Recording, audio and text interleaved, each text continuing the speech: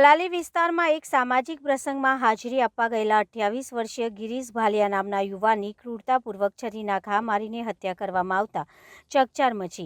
વડોદરા શહેર ફરી એકવાર હત્યાની ઘટનાથી હચમચી ઉઠ્યું છે. શહેરના કલાલી વિસ્તારમાં એક સામાજિક પ્રસંગમાં હાજરી આપવા ગયેલા 28 વર્ષીય ગિરીશ ભાલિયા નામના યુવાનની ક્રૂરતાપૂર્વક છરીના ઘા મારીને હત્યા કરવામાં આવતા ચકચાર મચી ગઈ છે.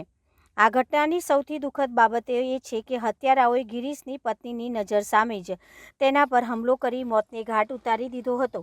પ્રાથમિક તપાસ અને પરિવારના આક્ષેપ મુજબ જૂની અદાવતનું પરિણામ આ હત્યામાં પરિણમ્યું છે. મૃતકના પરિવારજનોએ કરણ મારવાડી અને દર્શન મારવાડી નામના બે શખ્સો પર ગિરીશની હત્યા કર્યાનો સીધો આક્ષેપ લગાવ્યો છે. ઘટનાના પગલે ગિરીશના પરિવાર પર આપ તૂટી પડ્યું છે. વૃદ્ધ માતા પિતાએ પોતાનો એકનો એક પુત્ર ગુમાવ્યો છે, ત્યારે એક નાનકડી દીકરીએ પિતાની છત્રછાયા ગુમાવી દેતા પરિવારમાં કલ્પાંત છવાઈ ગયો છે.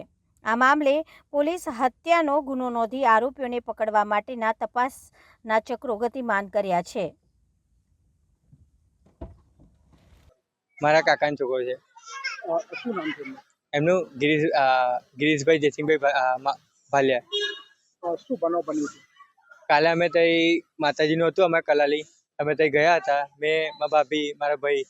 તો આ લોકો જે હતા આપણે કરણ મારવાડી પછી દર્શન મારવાડી, એ લોકો ગાડીમાં બેઠેલા હતા. અને અમે જેવા ઘરે જવા નીકળ્યા એના માટે, તો એ લોકો ગાડીમાં ઉતરીને મારા ભાઈને પાછળથી ઢીક મારી અને પછી દર્શન મારવાડી આવીને એમ આવું તે ઘા કર્યા છે, પાછળથી ઘા કર્યા. કેટલા ચપ્પુ માર્યા? 4-5 જેવા માર્યા છે. હા. જગ્યા પર મોત થઈ ગયું તો તમારા ભાઈનું કે એસએજીમાં? ના, તે જગ્યા પર જ મોત થઈ ગયેલું. હા. તમારા જે ભાઈ છે કઈ ગામમાં રહે છે? અમે રહે છે વરસાદ ગામમાં, ભાલિયાવાસ. પરિવારમાં કોણ કોણ છે? એમની મમ્મી છે, એમના વાઈફ, એમના પપ્પા અને એમની છોકરી, બસ. એવું કહેવામાં આવ્યું છે જૂની અદાવત કઈ ધ્યાનમાં રાખી હતી? જૂની અદાવત? હા, એ તો હશે, હવે ખબર નહીં આપણને એટલું બધું. જૂની અદાવત. હા. હવે તમારે શું માંગ છે?